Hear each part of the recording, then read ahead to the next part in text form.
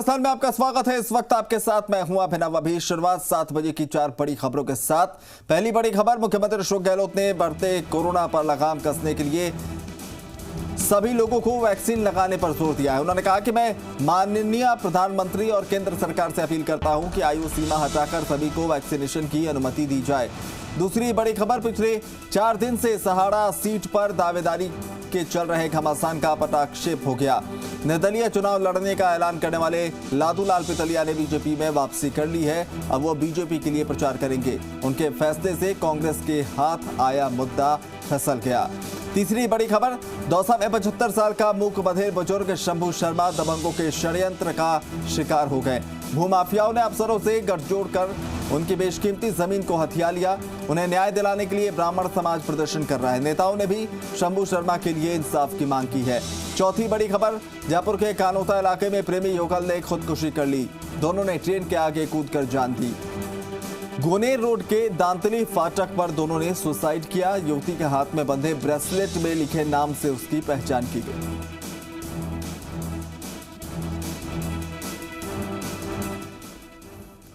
चलिए तो सबसे पहले बात कोरोना अपडेट की करेंगे। राजस्थान में आज बड़ा कोरोना ब्लास्ट देखने को मिला है। इस साल के सारे रिकॉर्ड टूट गए हैं। आज 2429 नए संक्रमित सामने आए हैं। आज रिकॉर्ड 12 कोरोना संक्रमितों की राज्य में मौत भी हुई है। सबसे ज्यादा 528 मामले जयपुर, जोधपुर में 320, कोटा में 280, उदयपुर में 198, डूंगरपुर में 124, चित्तौड़गढ़ में 113 नए संक्रमित सामने आए हैं। और इसी के साथ राज्य में कोरोना के एक्टिव केस की अगर बात करें तो ये संख्या अब 14,768 पहुंच गई है।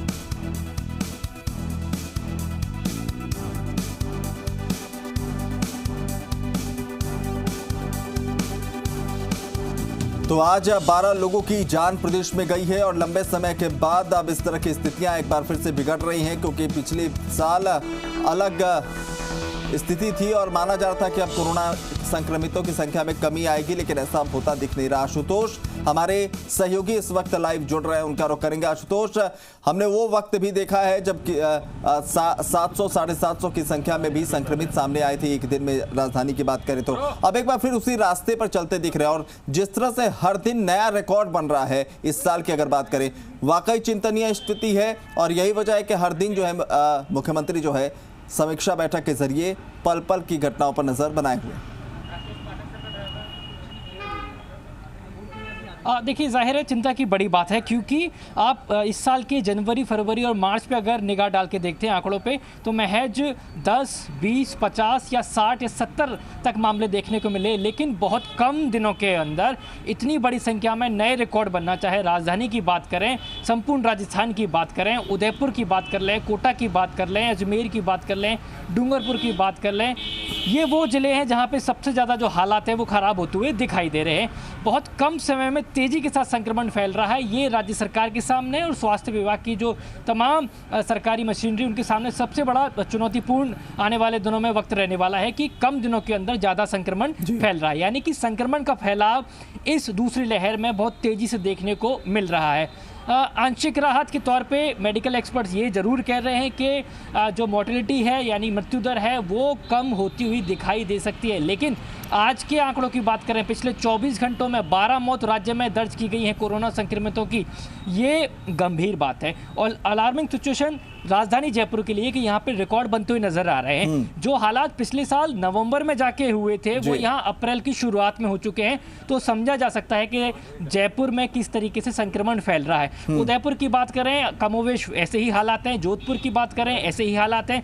कोटा, अजमेर, भीलवाड़ा, इन सभी जगह की बात करें, इसी तरह के हालात देखने को मिल रहे हैं। तो राज्य सरकार समझाइश कर रही है कि वैक्सीनेशन एक बेहतर विकल्प हो सकता है, लेकिन इतनी जल्दी संभव नहीं है कि इतनी बड़ी जनसंख्या में सभी को वैक्सीनेट कर दिया जाए। इसके लिए भारत सरकार की परमिशन लेनी होगी। तो जब तक कि वैक्सीन नहीं आ जाता, मास्क को बड़े विकल्प के तौर पे आज भी देखा जा रहा है। और इसी मास्क से दूरी लोगों की दिखाई दे रही है। सड़कों पे जब हम निकल रहे हैं तो बहुत कम लोग ऐसे दिखाई दे रहे हैं कि जिन्होंने मास्क लगा रखा हो या सोशल डिस्टेंसिंग की पालना कर रखी हो। मुख्यमंत्री के स्तर पे, स्वास्थ्य मंत्री के स्तर पे और चिकित्सा सचिव के स्तर पे तमाम तैयारियां जो हैं या उनकी मॉनिटरिंग है वो की जा सकती है। लेकिन जनता को समझना होगा कि उनको मास्क लगाना है। भीड़ में जाते वक्त या यात्रा करते वक्त या जरूरी काम से जब वो बाहर निकले तब, क्योंकि बिल्कुल आशुतोष, कहीं ना कहीं दारोमदार जो है वो आम जनता पर है। लेकिन एक सवाल ये भी कि दो तरह की स्थितियां अगर हम आकलन करते हैं तो सामने हैं। एक तरफ ये कि नाइट कर्फ्यू लगाया गया, सख्ती बरतने की तैयारी की गई, बावजूद इतनी बड़ी संख्या में संक्रमित सामने आ रहे हैं, तो कहीं ना कहीं उसका बहुत ज्यादा असर देखने को नहीं मिल रहा है। या फिर इसके उलट ऐसे समझे कि वक्त रहते नाइट कर्फ्यू लगाया गया, सख्ती बरती गई, इसलिए ये स्थिति है, वरना भयावह स्थिति अब तक देखने को मिल जाती।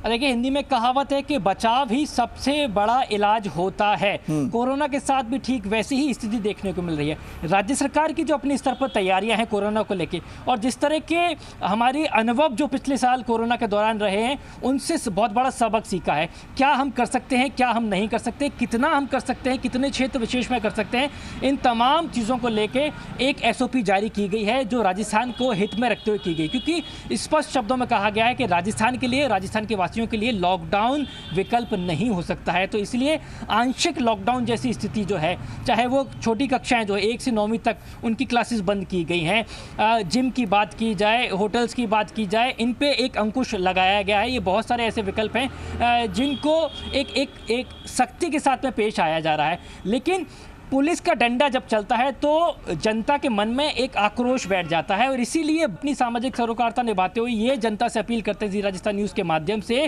कि आप मास्क लगाएं और सोशल डिस्टेंसिंग की पालना करें, क्योंकि बहुत कम समय के अंदर वर्तमान जो वायरस है कोरोना का, ये तेज़ी से लोगों को अपनी चपेट में लेगा, और आंकड़े खुद इसकी जो भयावह स्थिति है उसको बयां कर रहे हैं। इसलिए मास्क सबसे बेहतर विकल्प रहेगा। सरकार की जो अपनी स्तर पर तैयारियां हैं, स्वास्थ्य विभाग की जो अपनी स्तर पर तैयारियां हैं, वो बिल्कुल 100% ठीक हो सकती हैं, लेकिन उनको एग्जीक्यूट करने के बाद में उनको निभाने की जो बारी है वो जनता की होगी, और सबसे बड़ा दारोमदार राजस्थान की जनता पे है।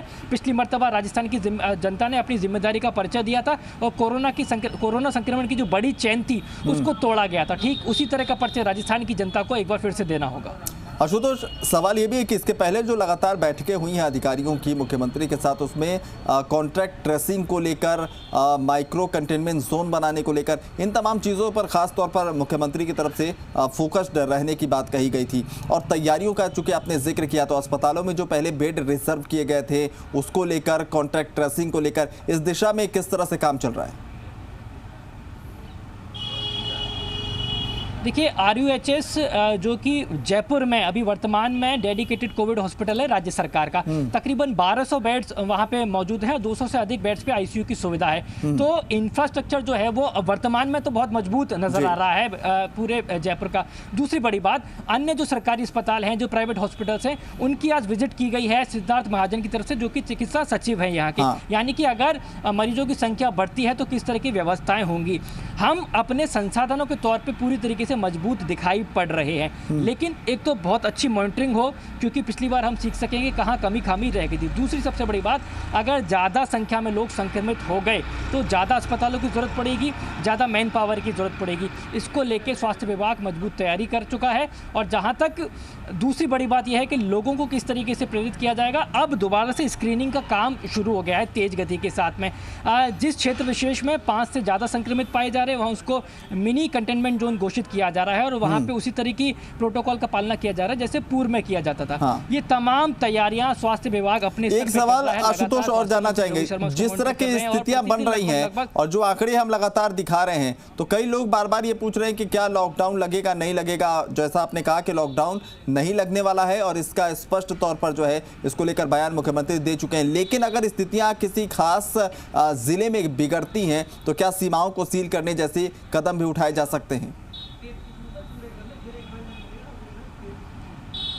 देखिए, ये बहस का विषय हो सकता है कि लॉकडाउन का जो निर्णय लिया गया था वो कितना सार्थक था, कितना सार्थक नहीं था। लेकिन इंसान अपनी गलतियों से सीखता है, या जिस तरह की चीज़ें होती हैं उनसे सीखता है। तो बहुत कुछ सीखा है राजस्थान ने। तो अब वर्तमान स्थिति को लेकर जो मुख्यमंत्री की तरफ से स्पष्ट कहा गया है कि राजस्थान की आर्थिक स्थिति को बिगाड़ सकता है। प्रदेश की जो जनता है उसके लिए लॉकडाउन जो है वो बेहतर विकल्प नहीं हो सकता, लेकिन अगर हम सख्ती बरतते हैं तो वो बेहतर विकल्प हो सकता है। यानी कि बिल्कुल आशुतोष, स्पष्ट है कि इस सख्ती बरतना होगा और लोगों को समझना होगा। और ये जो हम आंकड़े बार बार दिखा रहे हैं, ये डराने के लिए नहीं बल्कि उनको सचेत करने के लिए दिखा रहे हैं कि स्थितियां बिगड़ रही हैं। अभी भी आप सावधानी बरतें ताकि स्थितियां और ज्यादा ना बिगड़े। बहुत बहुत शुक्रिया आशुतोष तमाम जानकारी के लिए। चलिए आगे बढ़ेंगे। मुख्यमंत्री अशोक गहलोत ने कोरोना वैक्सीनेशन को लेकर कहा है कि कोरोना संक्रमण तेजी